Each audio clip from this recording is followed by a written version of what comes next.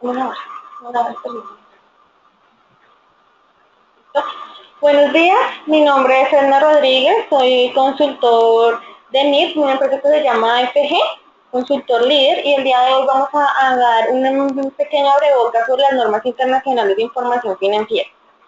Vamos a hablar de unos aspectos generales, qué son las normas internacionales, para qué, la normatividad colombiana y unos temas específicos enfocados a las empresas de tecnología. ¿Okay? Vamos a empezar, yo creo que es importante empezar con el fundamento de las normas internacionales y acá ustedes se pueden detallar en la tercera diapositiva un diagrama de la institución de la IASB, ¿cierto? Porque en este diagrama nosotros podemos ver que la IASB, que es la institución que está en el centro, es la empresa, es la entidad que emite las normas internacionales de información financiera, pero esta entidad no está sola.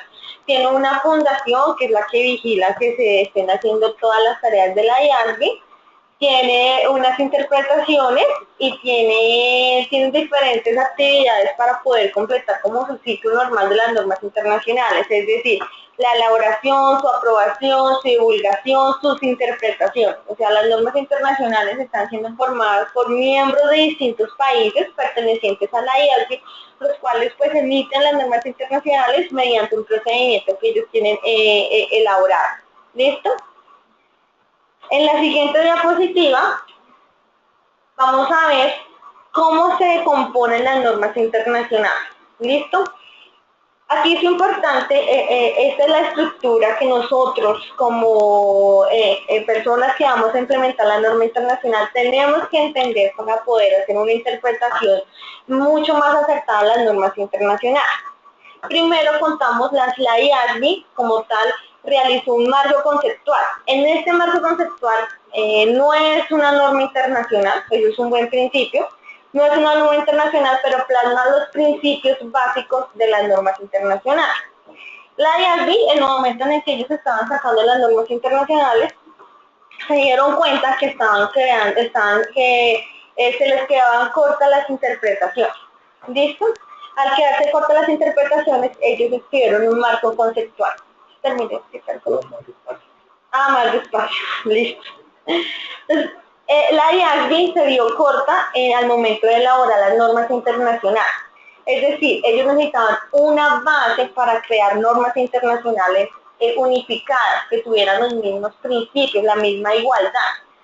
Se vieron en la necesidad de crear un marco conceptual. ¿Qué contiene ese marco conceptual? Los diferentes principios de la norma, comparabilidad, fiabilidad, veracidad, bueno. Y también contienen unos conceptos básicos, que son qué es un activo, qué es un pasivo, qué es un patrimonio, qué es un ingreso, qué es un gasto y otros conceptos. Entonces, cuando yo, al interpretar las normas internacionales, me quedo corta en una interpretación, me voy para el marco conceptual. Y ahí yo verifico que no me esté desviando como de los principios del marco conceptual. Vemos en el siguiente cuadro que hay unas IAS, unas NIF que fueron creadas del 73 al 2001, ¿cierto? Y en el siguiente cuadro, abajo vemos unas IFRS, unas NIF que fueron creadas del 2002 en adelante. ¿Qué pasa?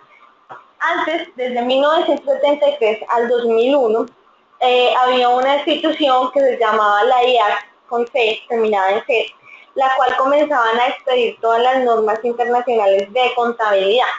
¿Listo? En ese momento, hasta el 2001, se dieron cuenta que estaban quedando muy cortos en la manera de implementar las normas internacionales en las empresas y crearon la IASB, fue como la sucesora de la IASB.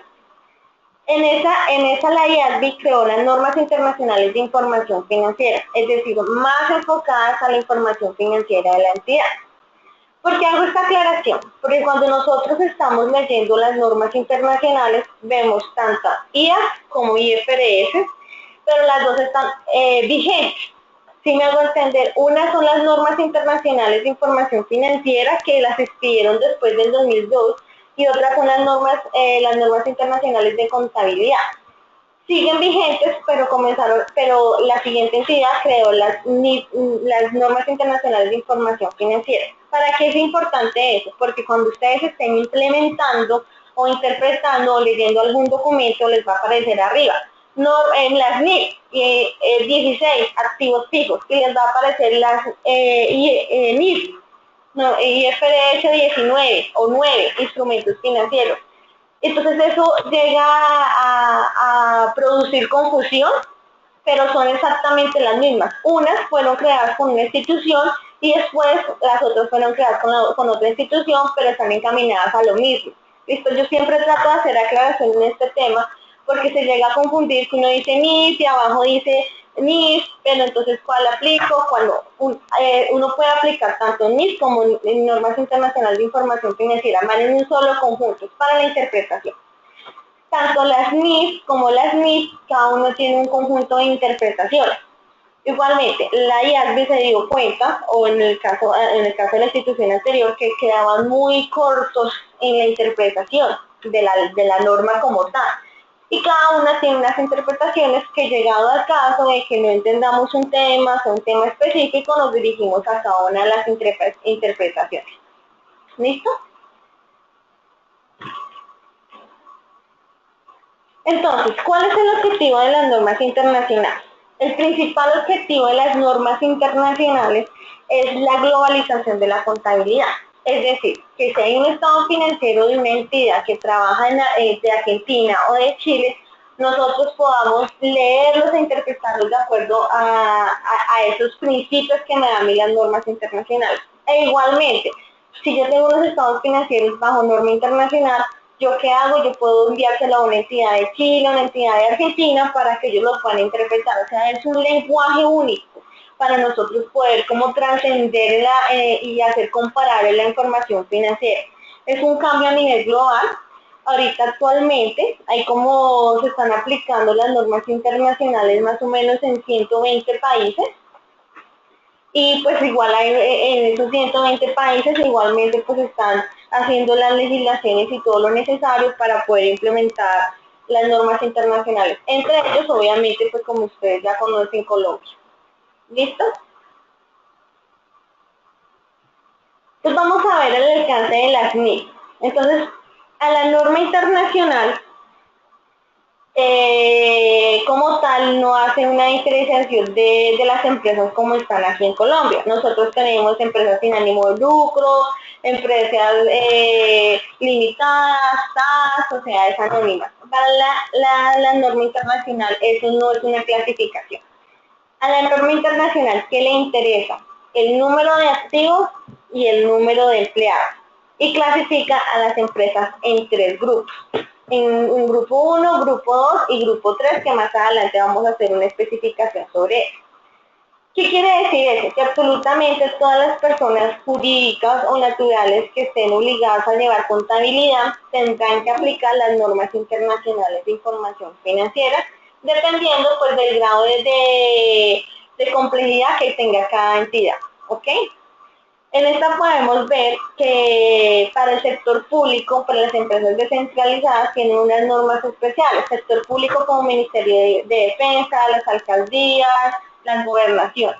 El resto, como los hospitales públicos, la industria militar, ellos también aplican normas internacionales de información financiera. Las únicas que como que yo saco del grupo son las descentralizadas. Gobernación, alcaldía, ministerio, superintendencia. ¿Listo?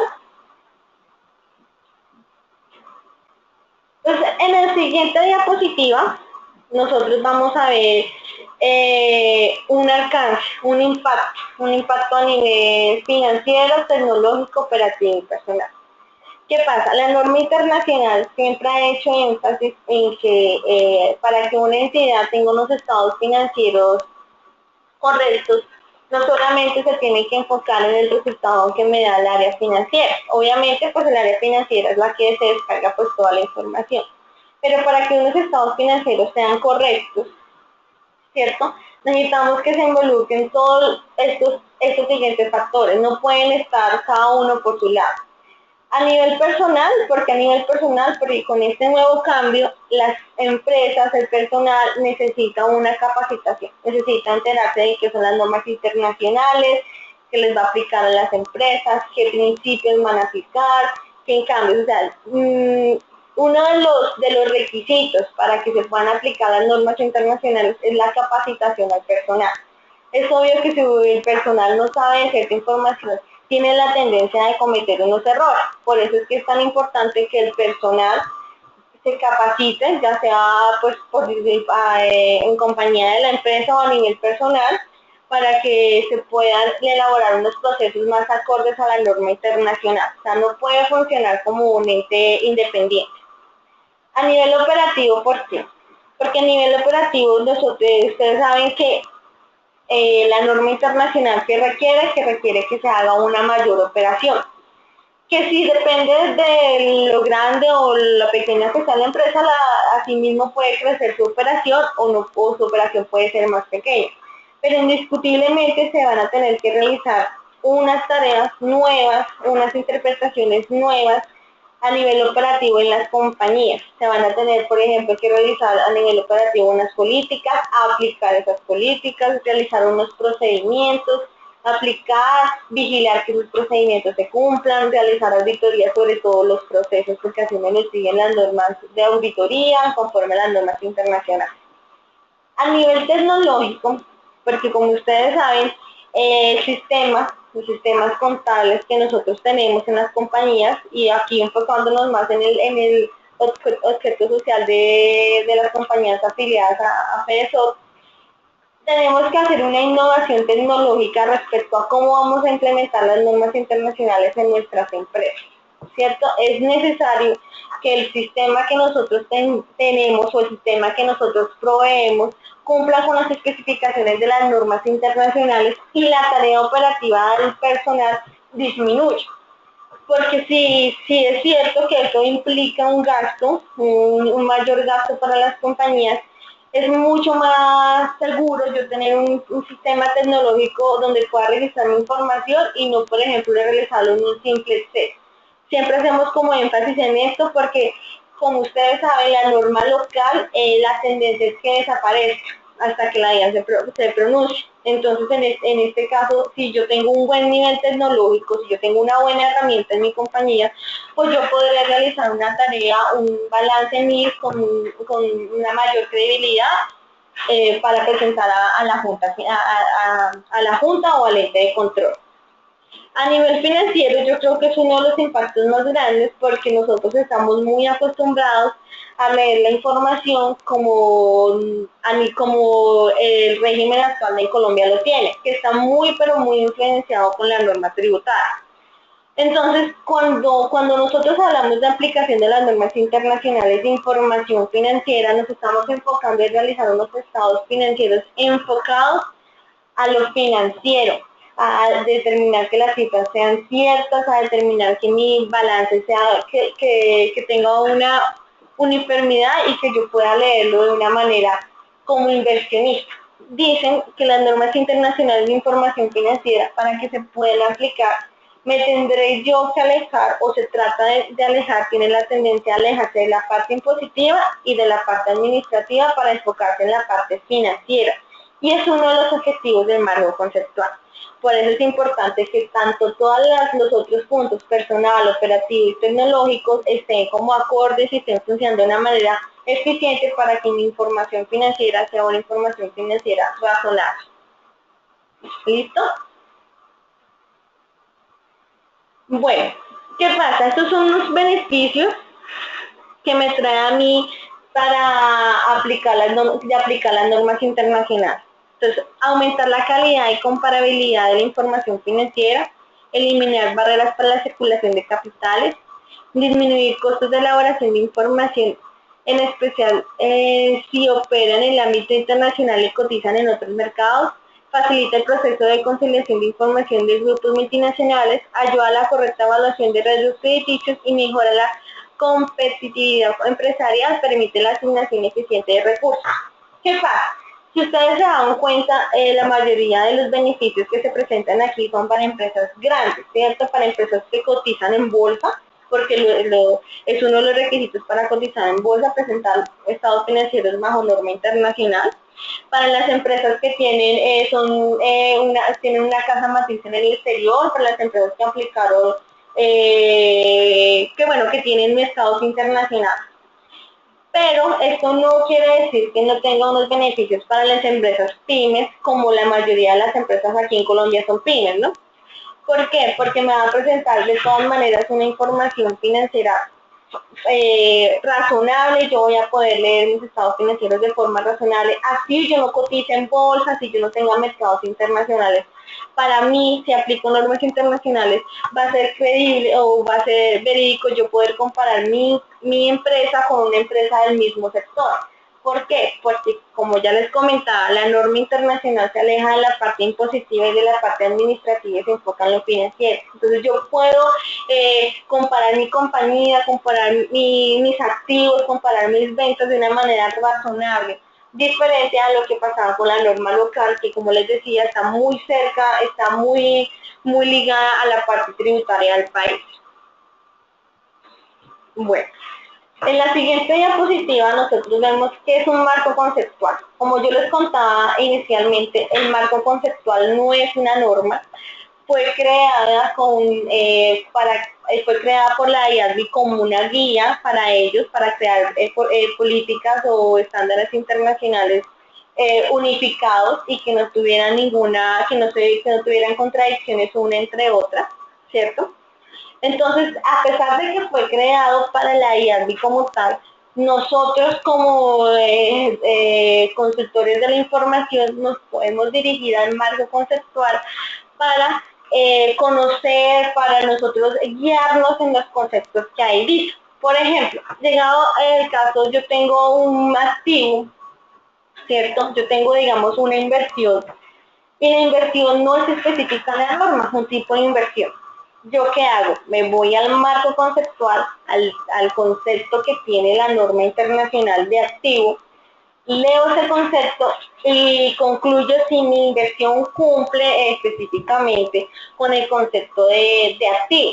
Al no cumplir con el concepto de activo, entonces yo la tengo que dar de baja. O al cumplir con el concepto de activo, entonces yo ya tengo una guía para saber entonces en dónde la tengo que clasificar y qué tipo de medición debo realizar. Entonces, también es una guía para nosotros, pero también es una guía para nuestros auditores. Nuestros auditores en el momento de que ellos vayan a auditar nuestros estados financieros, en especial para el grupo 1, ellos se van a dirigir en cierto momento al marco conceptual para determinar si es un activo, un pasivo, o cualquier otro tipo de interpretación que sea necesaria. Aquí cabe la pena mencionar que el objetivo de las normas internacionales, en especial lo escriben en el marco conceptual, es que la información financiera está dirigida a las personas, a los inversionistas y al público en general. Y lo que hace es una tendencia para que se alejen de la parte impositiva y administrativa. ¿Listo? Vale.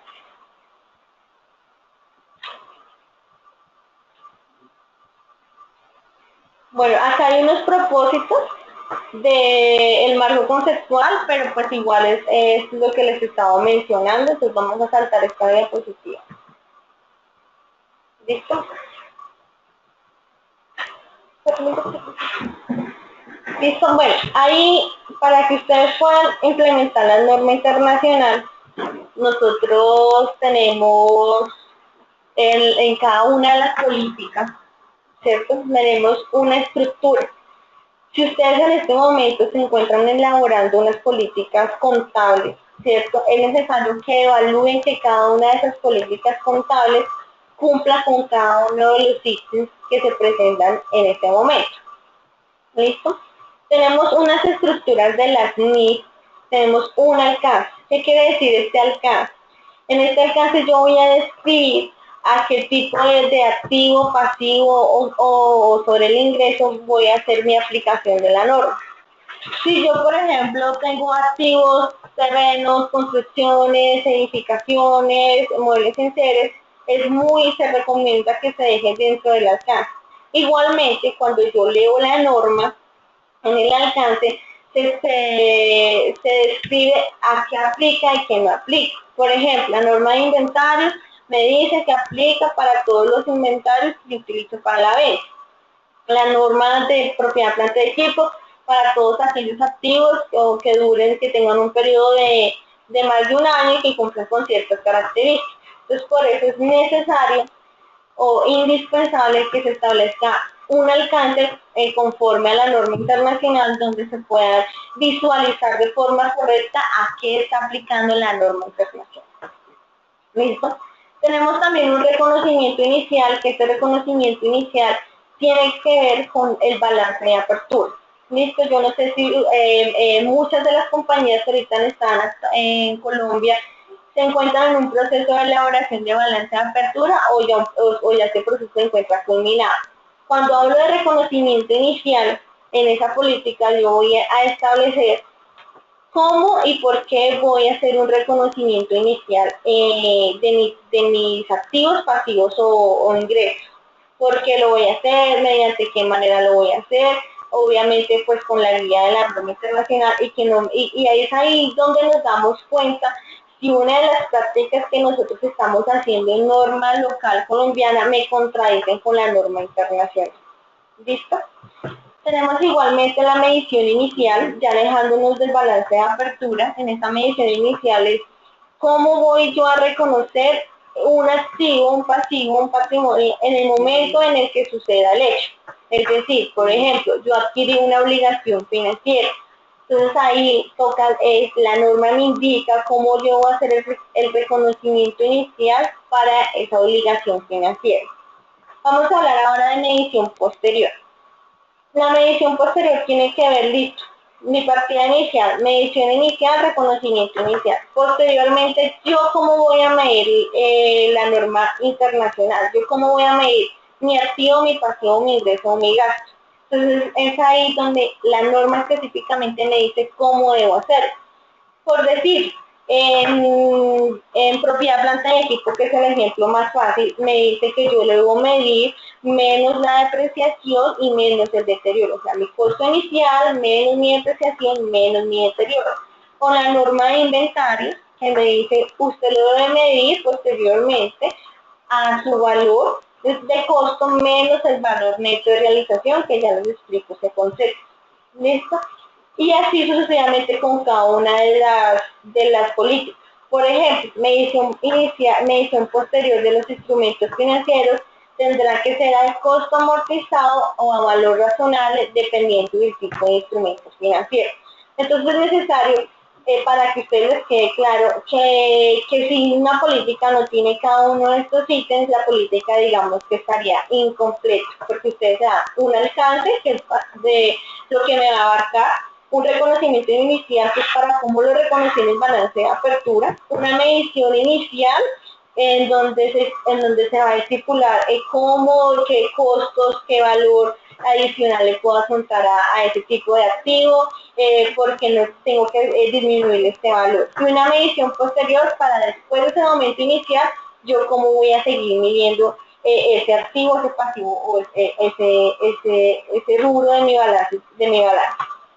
Tenemos la baja en cuentas. Es necesario que se estipulen las políticas una baja en cuentas en donde se digan por qué, cuándo y en qué momento yo voy a dar de baja una parte de mi balance.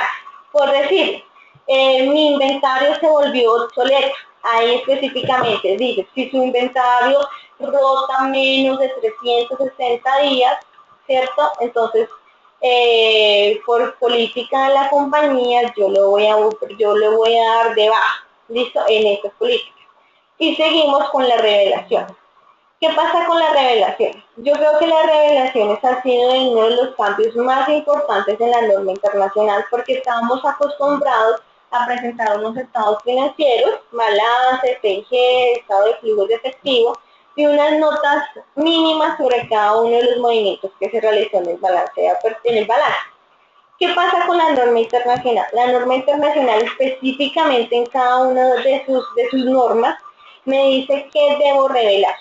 Por ejemplo, en las revelaciones de activos fijos me dice, usted debe revelar en esta sección cuántos activos fijos compró, cuánto les dio de baja, cuánto los depreció, cuáles son sus vidas útiles, qué método utilizó, qué activos fijos están ignorados o en garantía. Entonces, digamos que esto es uno de los puntos en el que muchas empresas piden ayudas del sistema.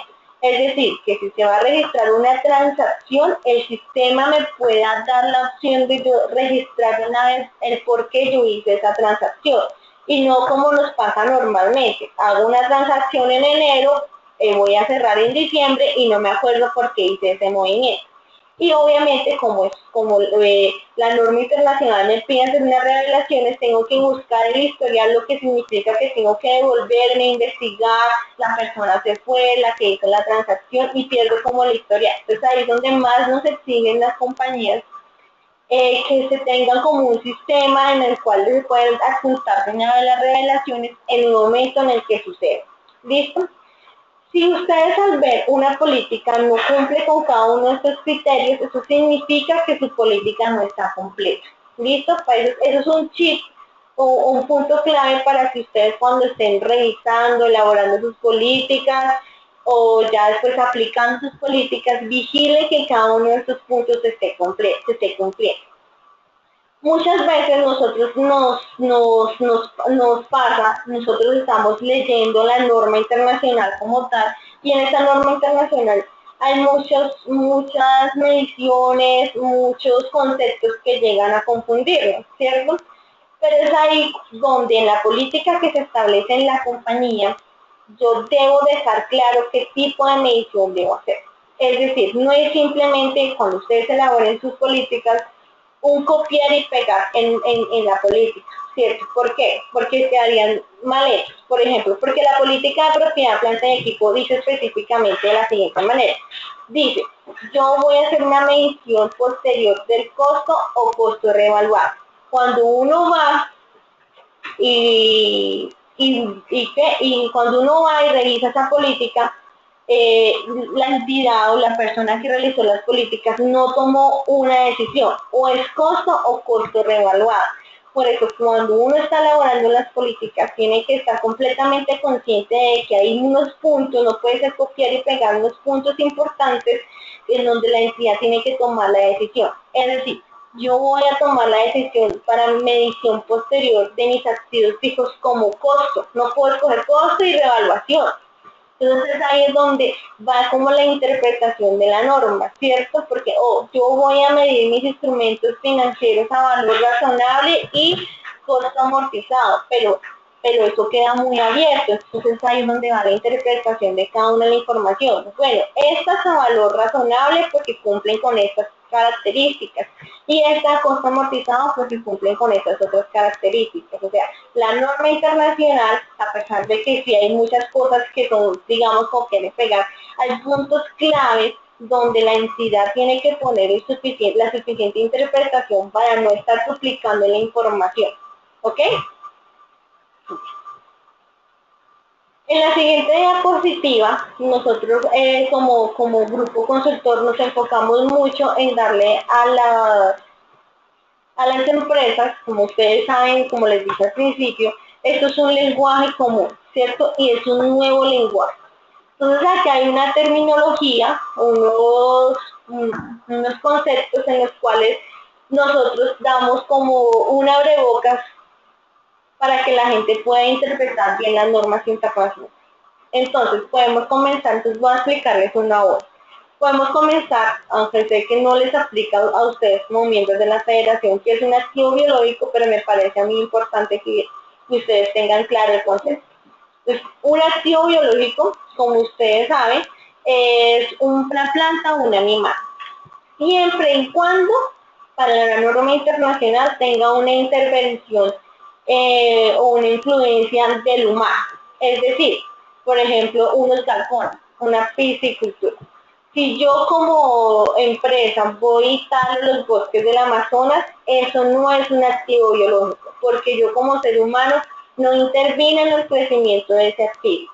¿Listo? O yo una empresa pesquera en el océano, pues tengo mis peces que pesco directamente en el mar, eso no es un activo biológico, eso es un inventario. Los activos biológicos son donde yo intervengo como ser humano con diferentes, aplicando ya sea abonos, aplicando temperatura, abonos, comida, es donde yo intervenga para que ese activo biológico crezca como yo quiero que crezca o tenga las características que la entidad quiere que tenga.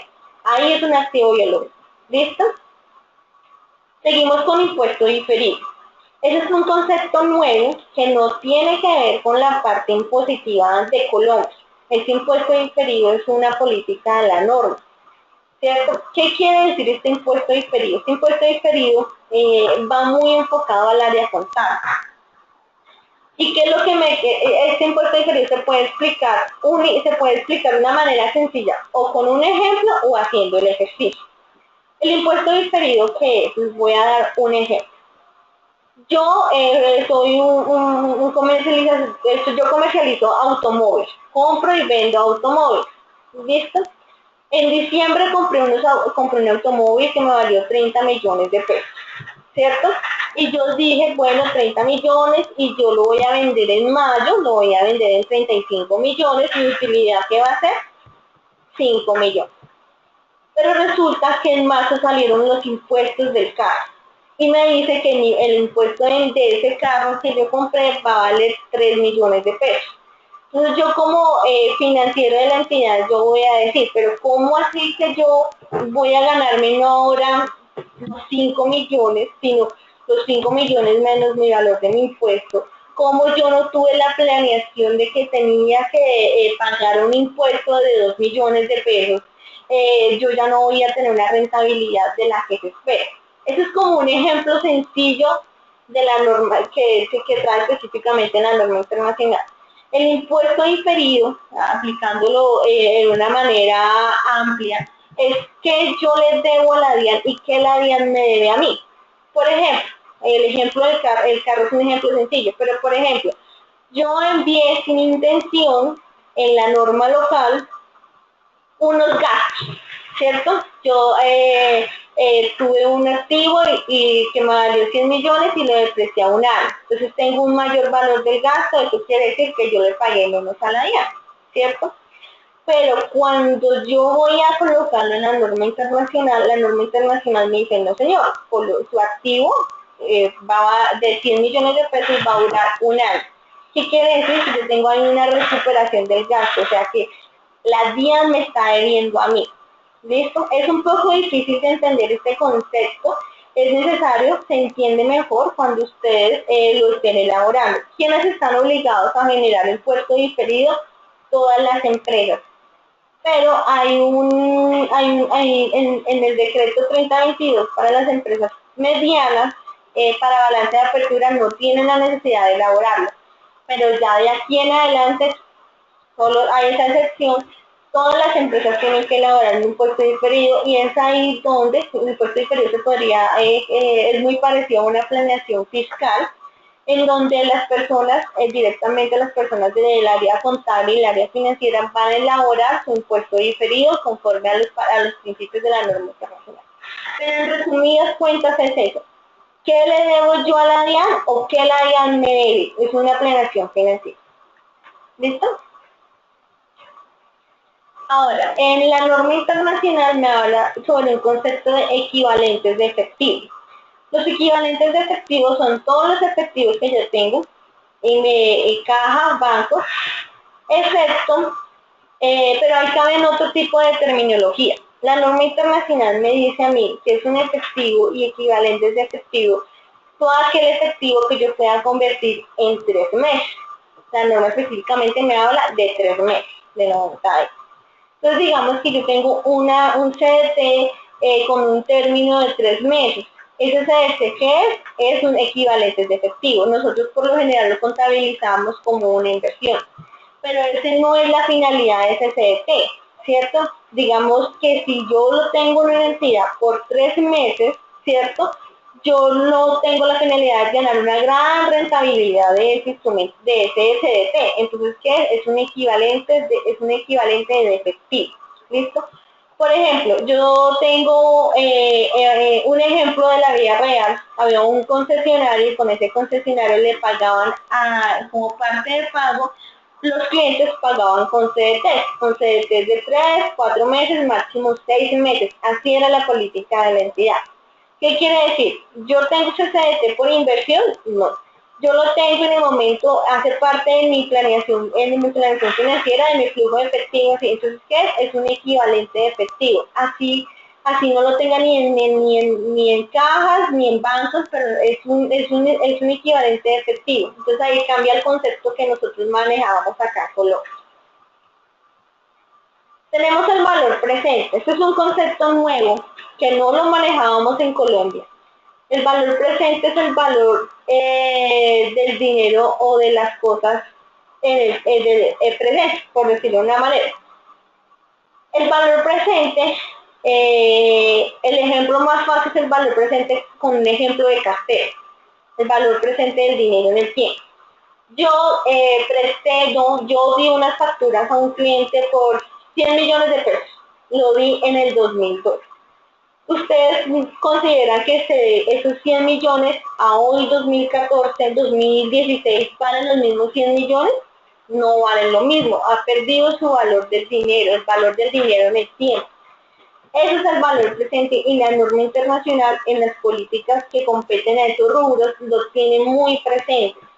Si yo presto plata, si a mí me prestan plata, si yo tengo una cartera de difícil cobro, si yo veo a mis proveedores y tengo hartos días sin pagarles, yo tengo como financiero determinar realmente eso cuánto vale. Por eso es que la norma internacional hace énfasis en ese valor presente. No es lo mismo que yo deba y pague ahorita en el 2016 una deuda del 2012 para la persona que dio esa plata. Esa persona perdió su poder adquisitivo y la norma internacional hace mucho énfasis en esa presentación del valor presente de la cartera, el valor presente de mis inversiones, de mis cuentas por cobrar, mis cuentas por pagar. Entonces, esto sí es un concepto nuevo, pero no hay que olvidar que eso es un concepto a nivel de información financiera. Eso no significa que si mi cliente me debe 100 millones de pesos y yo traje ese valor presente y vale 80 millones, mi cliente me vaya a pagar 80 millones. No, eso es una lectura financiera. El cliente me va a tener que pagar 100 millones de pesos. Es una lectura financiera, pero hay que presentarlo en el balance como tal. Vamos a hablar de un efectivo restringido. El efectivo restringido se presenta en especial en las entidades sin ánimo de lucro. ¿Qué quiere decir este efectivo restringido? Pero también se puede presentar en cualquier otra entidad. Es efectivo que yo tengo guardado con un objeto específico. ¿Por qué se presenta en las entidades sin ánimo de lucro? Porque específicamente los estatutos dicen de las excedentes del año 2012, que fueron 1.000 millones de pesos, se van a ser destinados para la compra, digamos, que de otro colegio. Entonces, ese dinero no va a ser parte del efectivo equivalente de efectivo. Ese dinero que va a ser parte de un efectivo restringido, que tiene una restricción y tiene un uso específico. ¿Listo? Es un nuevo concepto y la medición es igual, una medición muy fácil. Ese es importe depreciable. Ese importe depreciable depreciable, nosotros lo estamos, es el importe, es igual al concepto que se maneja aquí en Colombia. El importe depreciable es el valor por el cual yo voy a depreciar mis activos fijos, ese no tiene ningún cambio. Listo, ahora vamos a hablar del valor razonable. La norma internacional, igual que el valor presente, hace un énfasis muy grande en el valor razonable. ¿Qué quiere decir valor razonable? El valor del mercado, el valor por el cual se transa un activo o un pasivo, ¿cierto? Digamos que es muy fácil determinar el valor razonable de un carro, ¿cierto? Porque hay un mercado que son las personas que colocan sus carros para su venta o los concesionarios, hay unos clientes y comienzan a transarse unos precios y es muy fácil determinar, ¿cierto? Pero, por ejemplo, a veces muy difícil determinar el valor razonable de una propiedad, planta y equipo, de una construcción. Y es ahí donde nos tenemos que o pedir ayuda a las personas que son evaluadores expertos en la propiedad, planta y equipo, para determinar cuál es el valor razonable de esa propiedad, planta y equipo. ¿Listo? Es necesario aquí tener en cuenta que el valor razonable es el valor de la transacción. Es decir, que yo fui, coticé 3 computadores, entonces el mismo computador en 3 tiendas diferentes y en todas valía 1.500.000, en la otra valía 1.500.000, y yo me fui para una tienda y yo pedí rebaja y ese valor a mí me dijeron, no, ese computador se lo puede llevar en 1.400.000. Ahí el valor razonable que es el 1.400.000, el valor por el cual yo pude obtener, por el cual se transó. ¿Listo? Vida útil. Vida útil es el tiempo por el cual yo voy a depreciar tanto mis activos como mis activos, digo, mi propiedad, planta de equipo y los intangibles de mi compañía. En mis activos de mi compañía. No cambia. Yo puedo decir que un activo se me va a depreciar en 10 años, puedo decir que un carro se me va a depreciar en 60.000 kilómetros, es el tiempo por el cual yo considero que mis activos o mis intangibles tienen una vida útil. Propiedades de inversión. Las propiedades de inversión son aquellas propiedades las cuales yo tengo, pero las tengo para 2 fines específicos, o para ponerlos en arriendo o para ganar dinero, plusvalía. Las propiedades de inversión únicamente tienen que ser los terrenos y las construcciones, nada más cae sobre propiedades de inversión. Entonces digamos que yo soy una empresa que me dedico a la comercialización de electrodomésticos, pero tengo un excedente en mi estado financiero y quise comprar unas oficinas en la calle 5 con séptimo. Esas oficinas yo las tengo con el fin de arrendarlas o para que suban de valor. Eso se cataloga como una propiedad de inversión. Pero obviamente tengo que seguir unos principios que están establecidos en la norma para poder clasificarlos como propiedad de inversión. Pero es un concepto bueno.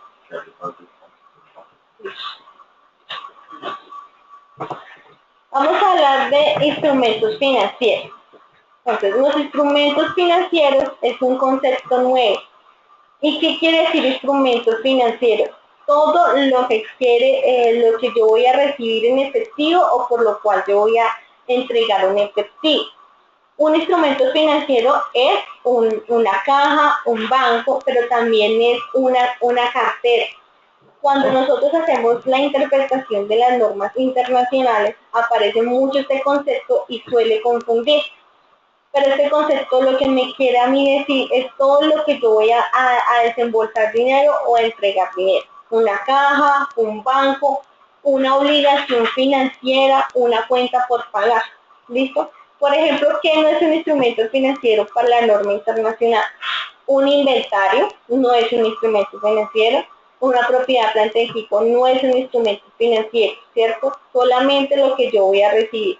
Las inversiones son un instrumento financiero, mis cuentas por cobrar son un instrumento financiero. Entonces es importante que cuando nosotros estemos realizando las políticas contables comprendamos que un instrumento financiero es todo aquel instrumento por el cual yo recibo o entrego un efectivo.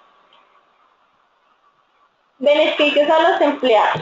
Los beneficios a los empleados son todos aquellos beneficios que yo le entrego a mi empleado por la prestación de sus servicios. Es decir, dentro de estos beneficios son todos los que nos dan por ley, legalmente, pero también caben la ruta que le pueden dar a los empleados, también cabe la alimentación, educación para los hijos dentro de esos beneficios a los empleados. Costo amortizado.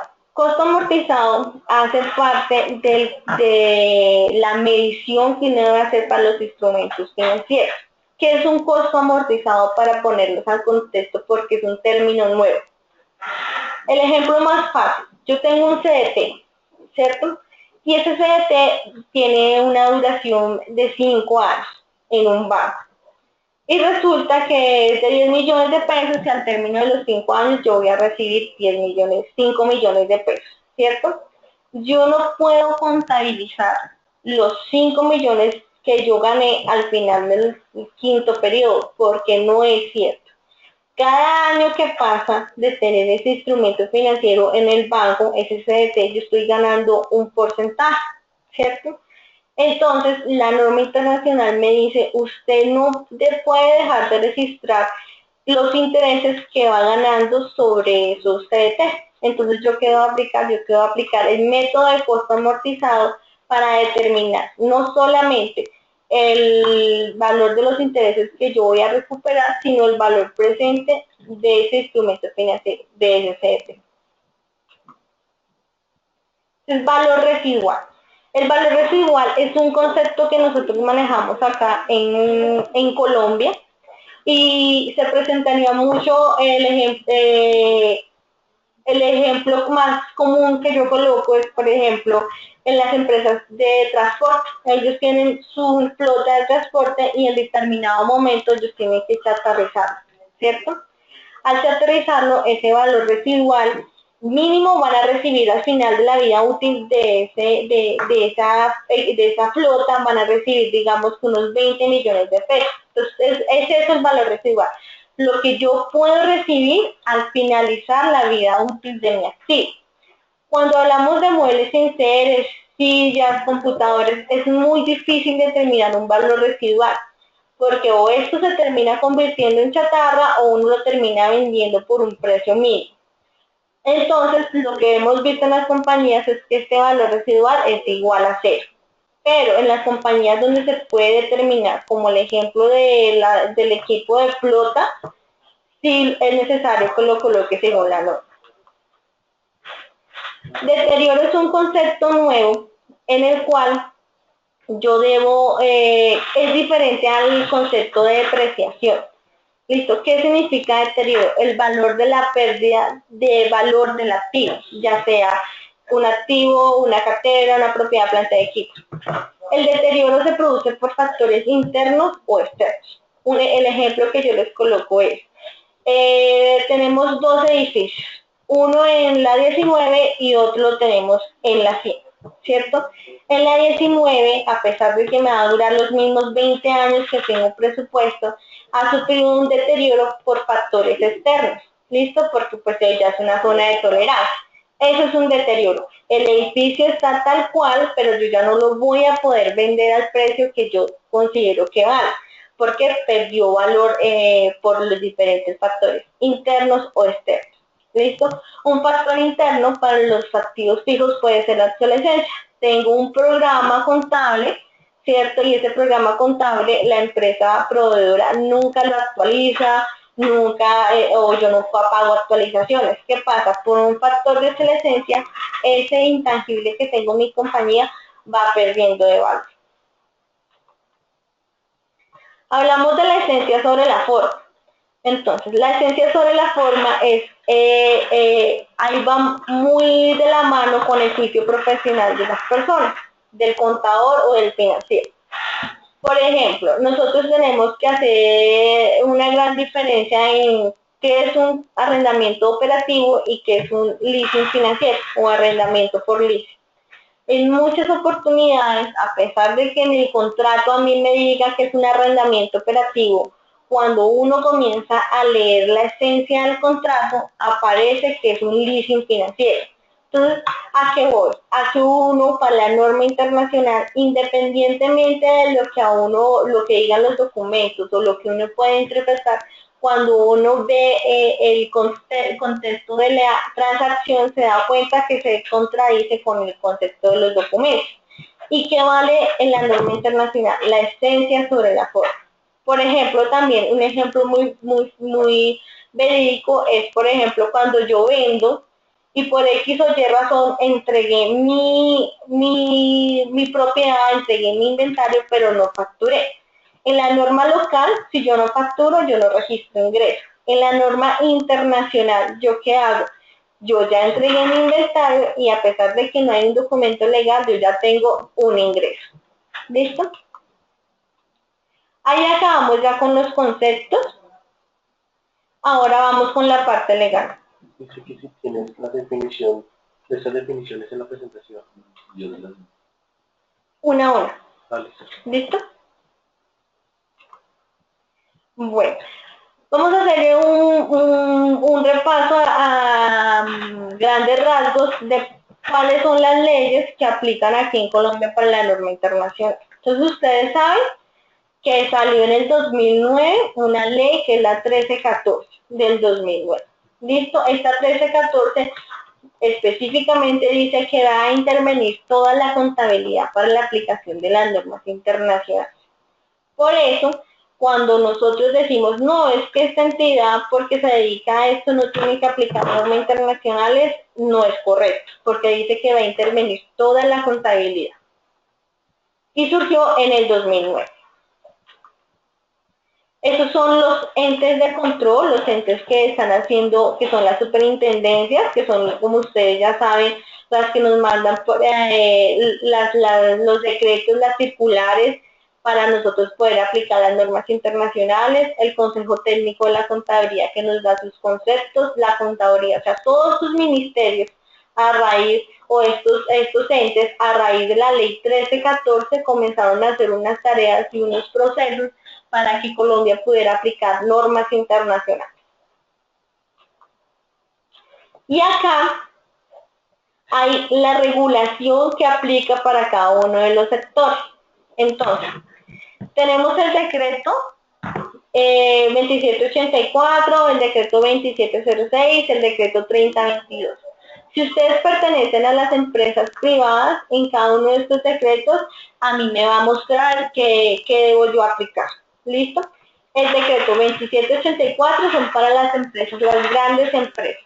El 2706 son para las pequeñas empresas y el decreto 3022 son para las pymes, que es el que la mayoría de las personas o entidades está aplicando.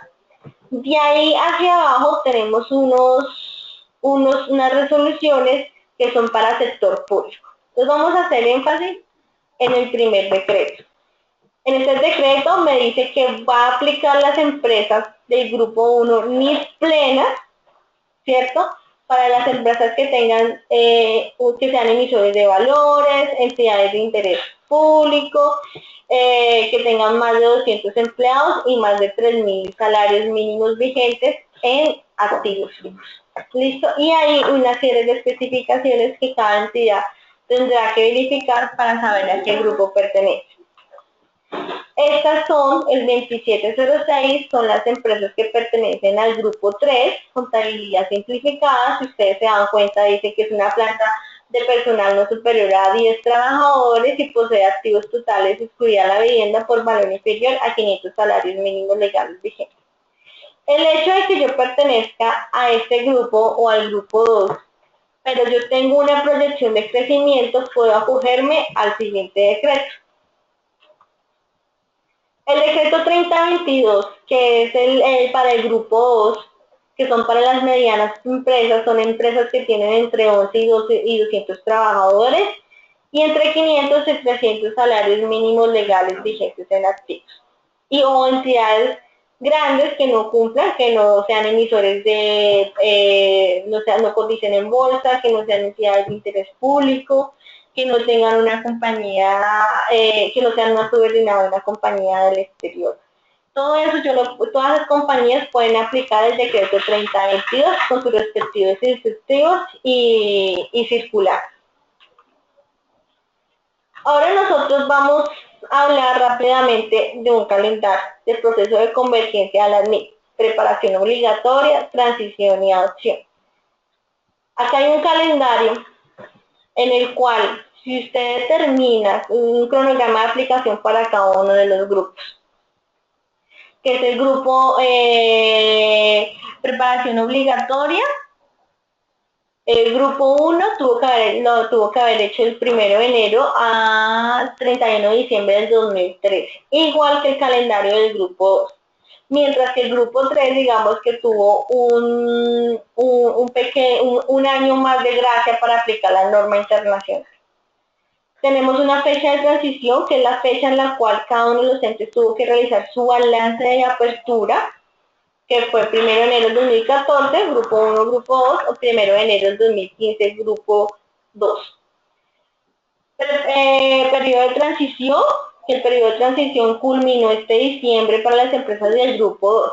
Es decir, que si ustedes pertenecen al grupo 2, ya tendrían que tener balance de apertura y estarían terminando de elaborar o ya casi culminando el periodo de transición con los primeros estados financieros, que es a 31 de diciembre del 2015. ¿Listo? Y si usted perteneció al grupo 1 o al grupo 3, pues ya en ese momento estaría emitiendo los primeros estados financieros comparativos. ¿Listo? Es un calendario para que ustedes se guíen, para que ustedes determinen a qué grupo pertenecen y en qué parte del periodo de la transición deberían estar en este momento. Los últimos estados financieros que yo debo presentar para el grupo 2 fue a 31 de diciembre del 2015 bajo 2649. ¿Listo? Este concepto lo da la superintendencia, pero eso es para el sector privado, para que ustedes tengan conocimiento, sector privado y calendario del sector privado.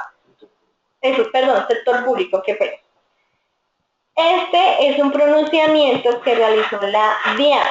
Entonces, ya sabemos que la superintendencia, la contaduría, el consejo técnico sacó los decretos, las circulares para nosotros poder aplicar normas internacionales. Pero la DIAN, como ustedes conocen, pidió una prórroga de 4 años para el grupo 1, que culmina en el 2018, grupo 1 y grupo 3, y 4 años para el grupo 2, pero termina en el 2019. ¿Qué quiere decir estos 4 años de prórroga para la DIAN? Que yo elabore mis estados financieros bajo norma internacional, pero que adicional yo siga aplicando el 2649 para la parte impositiva. Porque la DIAN se dio un periodo de gracia de 4 años, porque ellos están en este momento evaluando sobre qué contabilidad 2649 ONI las empresas deberían tributar. Muchas de las preguntas que nos realizan en las empresas, bueno, y si yo declaro que tengo tantos activos en norma internacional, la DIAN me va a poner o va a imponer impuestos sobre tantos activos. En este momento es lo que está evaluando la DIAN, o sea, no hay una justificación, no hay un decreto, no han ningún comunicado donde digan cómo va a ser la parte tributaria de norma internacional. Por eso, mientras exista la DIAN hasta el 2018 para empresas grandes y para el grupo 1 y grupo 3 y al 2019 para empresas medianas, grupo 2, tendremos que llevar las dos contabilidades, no doble contabilidad, sino contabilidad paralela, para nosotros poder tanto hacer la parte impositiva localmente y poder realizar mis estados financieros a la luz de la norma internacional. La superintendencia, por lo menos de sociedades, ya está solicitando los primeros estados financieros para el grupo 1, los comparativos, y ya está haciendo los respectivos requerimientos para el grupo 1. Entonces es importante lo que hemos visto actualmente en esta aplicación de las normas internacionales, que esos entes sí están cumpliendo con el requerimiento y que el 2649 suele desaparecer, independientemente de lo que se pronuncie la DIAN en su momento. ¿Listo? Estos son unos conceptos de la DIAN. Y eso es un plan de acción. Entonces, aquí ustedes van a poder observar un plan de acción que es el que yo como administrador tengo que aplicar en las normas internacionales. ¿Listo? Que es designar un responsable del proceso, conformar un equipo de trabajo. O sea, yo como administrador tengo que cumplir cada uno de estos puntos para hacer una correcta aplicación de las normas internacionales. Y adicional tengo que dejarlo, eso tiene que ser aprobado por la junta directiva. Entonces, designar un responsable del proceso, conformar un equipo de trabajo, designar un cronograma de actividades, bueno, y un suceso de actividades para yo poder cumplir con el requerimiento de aplicar las normas internacionales de forma correcta. Aquí seguimos con el plan de acción. Entonces acá hay unos temas específicos del, del objeto social de las compañías afiliadas a FEDECO. Entonces, acá vamos a dar un pequeño resumen de qué es lo que ustedes como líderes de los procesos en sus compañías o contadores o administradores de sus compañías deben hacer en cada uno de estos rubros que son los más importantes. Entonces, en instrumentos financieros van a tener en especial lo que hemos visto, van a tener que evaluar su cartera y sus acciones o inversiones que tengan y traerlos a un valor presente mediante los diferentes métodos que hablamos anteriormente. Entonces, en este punto ustedes tienen que poner un especial cuidado sobre esos instrumentos financieros, la cartera y las inversiones. ¿Listo? Propiedad planta de equipo es uno de los mayores impactos que se presenta en la norma internacional para todas las entidades. ¿Por qué? Porque muchos de los activos que nosotros tenemos en la compañía o ya están totalmente depreciados o no tienen un valor razonable, ¿cierto? Entonces es ahí donde la entidad tiene que realizar conforme al requerimiento de la NIF diferentes actividades para determinar el valor razonable de su propiedad planta de equipo. Una de las mayores diferencias que se presenta de la norma local a la norma internacional son las vidas útiles. Ustedes saben que las vidas útiles a nivel local son 20 años para un edificio, 10 años para muebles y enseres, 5 años para automóviles o equipo de transporte. Eso a la luz de la norma internacional no es posible.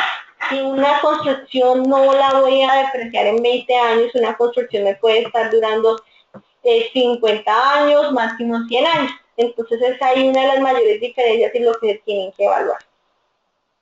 Tenemos la parte de ingresos y esta parte se quiso mencionar porque a nosotros, para que ustedes tengan presente que cuando yo genere un ingreso por X o Y razón, tengo que tener siempre un gasto asociado. ¿Listo? Por ejemplo, ustedes van a crear un software, un proyecto especial para una empresa. Les pido un software específico. Entonces, ¿cómo se van a generar el ingreso? En la medida de que el proyecto se vaya cumpliendo. Es decir, tengo un ingreso, mi ingreso lo voy a ir causando en la medida en que el proyecto se genere y mi gasto lo voy a ir causando en la medida en que ese proyecto se genere. O sea, para la norma internacional yo nunca puedo registrar un ingreso si este no tiene un gasto relacionado. ¿Listo? Y el tema de los inventarios y los intangibles, porque ustedes como empresas del sistema tendrán que venir a evaluar qué tipo de software ustedes manejan. Por ejemplo, si yo manejo unas licencias para manejar unos taxis, ¿cierto? Yo compré, tengo 5 licencias para manejar unos taxis y las voy a vender a cierto valor, esas licencias se consideran inventarios. Pero si yo tengo esas licencias específicamente para los taxis y las estoy utilizando a pesar de que las pueda manejar después, esas mismas licencias se pueden considerar un intangible. Entonces es ahí donde ustedes como empresas de software tienen que entrar a mirar las especificaciones y los principios de la norma de inventarios e intangibles para diferenciar si lo que ustedes venden es un inventario o es un intangible. La norma internacional, digamos que el principio como tal es escasa en las interpretaciones de las empresas que tienen software. Entonces es ahí donde interviene el marco conceptual para no contradecirme con las normas, porque específicamente la norma no trata el tema de los software a detalle.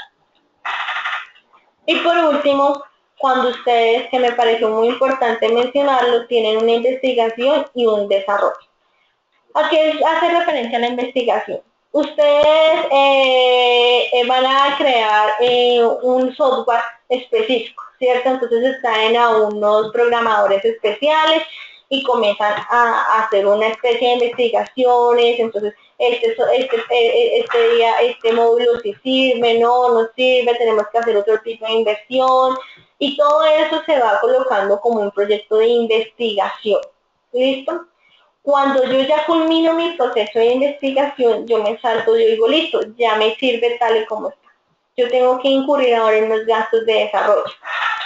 en los cuales yo voy a decir, bueno, me voy a gastar tanto, necesito tantos programadores para distribuir, necesito estos módulos para realizar, pero ya cuando el proyecto ya está listo. Cuando yo estoy en un proceso de investigación, eso se va directamente al gasto, porque es a prueba y error, ¿cierto? Y cuando yo ya estoy en un momento de desarrollo, eso sí se lo puedo convertir en un intangible. Antes no.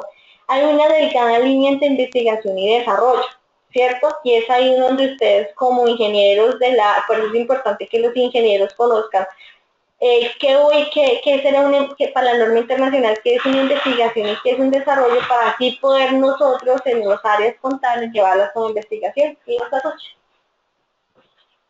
Es muy importante.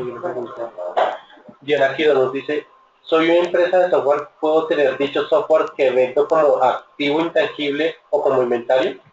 Ahí es donde tiene que entrar como el juicio profesional de la empresa.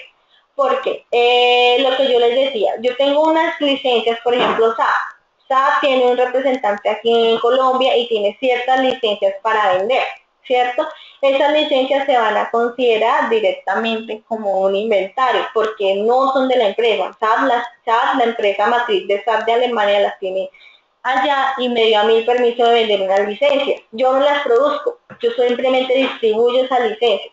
Cuando yo como organización desarrollo algo, ¿cierto? Y le hago unas mejoras, porque como la tecnología tiene que estar avanzando y si no hago esas mejoras, eso sí lo podría llevar como un intangible. Pero repito, eso tiene que ser con el juicio profesional de la entidad de lo que se está haciendo, si se va a considerar como un inventario o como un intangible. O por ejemplo que usted venda respectivamente sus licencias, pero tenga usted como empresa desarrolló software de esas licencias. Eso sí se podría considerar intangible. Pero es ahí donde uno tiene que entrar como al detalle de la operación, de lo que estás haciendo, interactuar con las personas de investigación y desarrollo, con las personas con los programadores, que se podría llevar como intangible, que se podría llevar como desarrollo. Y lo que repito, ahí nos toca es guiarnos por no contradecir la norma del marco conceptual, porque específicamente la norma no me habla de las empresas que desarrollan software. Entonces nos toca hacer como una investigación más detallada. ¿Listo? Y aquí por último es una responsabilidad del administrador. ¿Por qué colocamos esta diapositiva? Porque resulta que en muchas ocasiones, cuando hablamos de normas internacionales de información financiera, hacemos énfasis en que eso es de contabilidad. Y resulta que, como ustedes se dieron cuenta, si las áreas no están realmente interactuadas, no se puede desarrollar unas normas internacionales de forma correcta, de forma razonable. Por eso es que nosotros hacemos énfasis en todas las capacitaciones que damos en que es una responsabilidad del administrador, no del contador, para desarrollar las normas internacionales. ¿Listo? ¿Listo? Bueno, muchísimas gracias de parte de la asociación. Mi nombre es Hernán Juan Carlos Mora, yo soy el director comercial de AFG.